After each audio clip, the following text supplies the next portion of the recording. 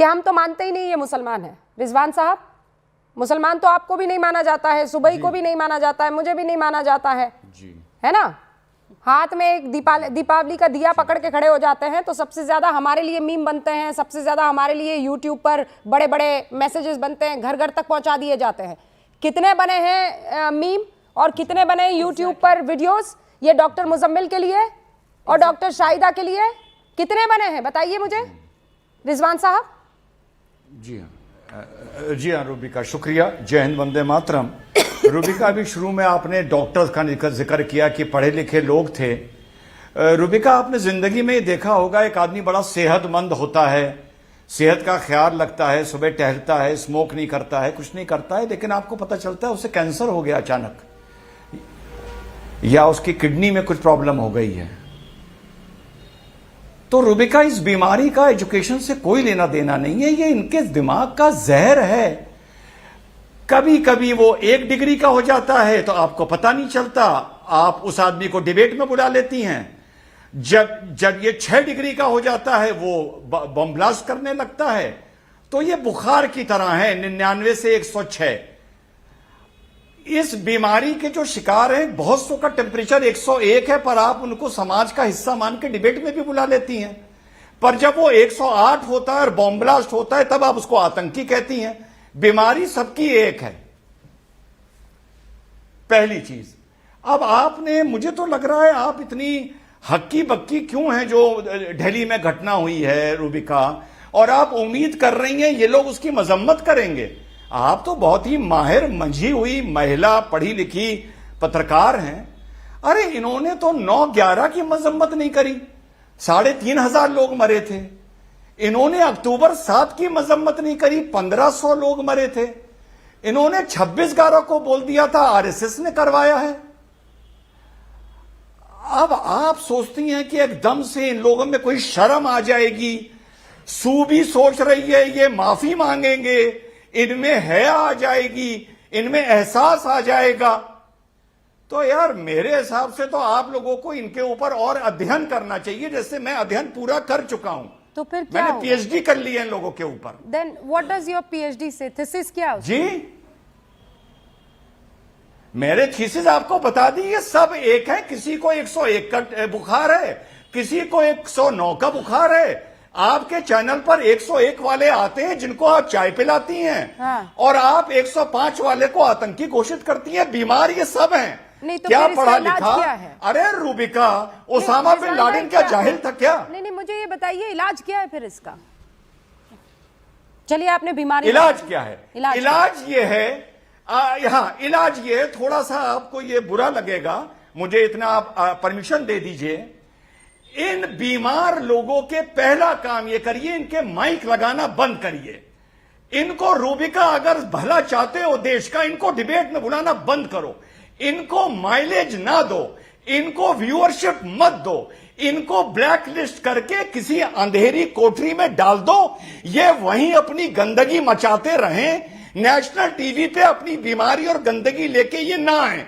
ये इसका इलाज है। अब बताओ तैयार हो या नहीं हो? अच्छा ठीक है, तो रिजवान भाई मुझे ये बताइए कि डॉक्टर आदिल को तो कोई माइक नहीं लगाया था, नहीं लगाया था किसी ने। डॉक्टर मुजम्मिल को कोई माइक नहीं लगाया था, डॉक्टर शाहीन को भी नहीं लगाया था माइक। एक मिनट, प्लीज अंडरस्टैंड ना। रूबिका, मैं आपको समझा नहीं पाया, ये मेरी गलती है। और नहीं, मैंने कहा ना, मुझे ये बताइए कि ये तो फिर यूट्यूब पर चले जाएंगे। कहा ना रूबिका, क्या मतलब इसका इलाज ये नहीं है ना डॉक्टर रिजवान? तो फिर इनको बैठ के यहां पर बोलने दीजिए कि एक लड़की का मुंह काला है, उसके मुंह पे कालिक लगी है, बोलने दीजिए इनको। फिर ठीक है, फिर ये बोलेंगे, वो बोलेगी, मैं बोलूंगा। अरे भैया, बेशर्मी की प्रकाष्ठा है ये। क्या डॉक्टर, क्या इंजीनियर, क्या मौलाना, क्या प्रोफेसर, क्या अमेरिका, क्या ऑस्ट्रेलिया, क्या पाकिस्तान, क्या आपका स्टूडियो? अरे पर मैं ये जो आप जो ये शब्द का इस्तेमाल कर रहे हैं ना, मैं उसी को तो डिफाइन करने की कोशिश कर रही हूँ ना। ये कौन है?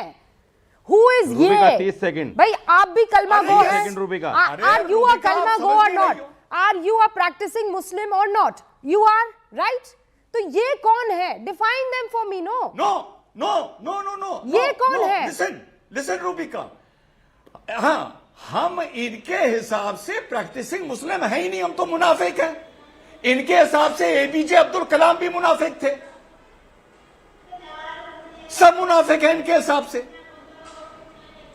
रूबिका ओके, साजिद रशीद आप थोड़ी मुसलमान हैं, 30 सेकंड। आप थोड़ी मुसलमान हैं। हाँ, 30 सेकंड। जी सुनिए, कुरान की एक आयत है, सुम्मुम बुकमुन उम्युन फहुम ला याकिलून। जब गुनाह करते करते और खबासत सोचते सोचते आदमी इस दर्जे पहुंच जाता है तो फिर अल्लाह ताला उसकी अकल को, उसके कानों को, उसकी आंखों को अंधा और बहरा कर देता है, फिर अच्छी बात उस पर असर नहीं करती। ये वो लोग हैं जिन पे अच्छी बात असर करती ही नहीं। सुन लिया जो अच्छी असर करती नहीं इन पे बात। आपने डिबेट रखी है आतंकवाद पे, ये डिबेट कर रहे हैं मेरे ऊपर, साजिद रशीदी के ऊपर। इनको यही तमीज नहीं है कि हमें किस लिए बुलाया गया है। नहीं कर रहा हूं, तुम्हारे ऊपर आपने नहीं कर बुलाया रहा हूं, आतंकवाद पर बात करने के लिए, ये साजिद रशीदी को आतंकवादी साबित करने पे लग गए बेचारे, और पूरी जिंदगी लगे रहेंगे, इंशाल्लाह नहीं कर पाएंगे। इनका बाप भी कब्र में से आएगा, वो भी नहीं कर पाएगा, हम नहीं लगे इंशाल्लाह, क्योंकि मैं सच्चा पक्का मुसलमान हूँ। ये क्या बात मैं कर रहे हैं आप? प्रैक्टिसिंग मुसलमान किसी के अब्बा को आप कब्र से निकाल मैं देंगे? प्रैक्टिसिंग मुसलमान हूँ। नहीं, व्हाट डू यू और मीन मेरे देश प्रैक्टिसिंग की मुसलमान? एजेंसी डॉक्टर जानती है कि मैं क्या मुजफ्फर भी हूँ। था, ये बेशरम डॉक्टर उमर भी था, जानती है मैं क्या हूँ। डॉक्टर उमर भी था प्रैक्टिसिंग मुसलमान। प्लीज, 5 वक्त नमाजी था, क्या पता चाश्त की नमाज भी पढ़ता हो, क्या पता रात को उठ कर भी नमाज पढ़ता हो। मैंने तो सुना है उनके घर वालों को कहते हुए कि इतना शाय था, इतना ह्यूमन काइंड था, उसमें इंसानियत कूट कूट के भरी हुई थी, वो तो कोई बात नहीं करता था, वो सिर्फ नमाज पढ़ता था।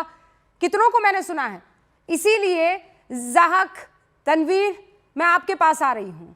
आप इस तरह की डिबेट में कम शामिल होते हैं, मुझे मालूम है, लेकिन बावजूद उसके आज मुझे बुलाना जरूरी था।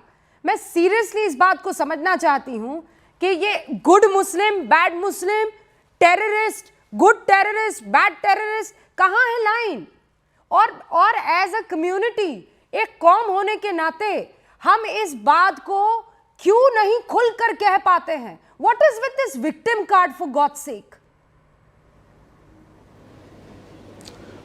रूबिका जी, सबसे पहली बात मैं आपको बताऊं, यहाँ पे good Muslim, bad Muslim, good terrorist, bad terrorist नाम की कोई चीज़ है नहीं, ठीक है। यह सैयद कुतुब ने शुरू किया था, फिर इंडिया में जाकिर नायक ने इसको प्रमोट किया था कि गुड टेररिस्ट और बैड टेररिस्ट होता है, गुड मुस्लिम और बैड मुस्लिम होता है। ऐसा कुछ नहीं है, टेररिस्ट टेररिस्ट होता है। अभी हमने सुना कि ये मौलाना साहब जो है कुरान की आयत पेश करते हुए कह रहे हैं कि सुम्मुन बुकमुन उम्युन फहुम ला याकिलून, कि इनके ऊपर मोहर लग चुकी है।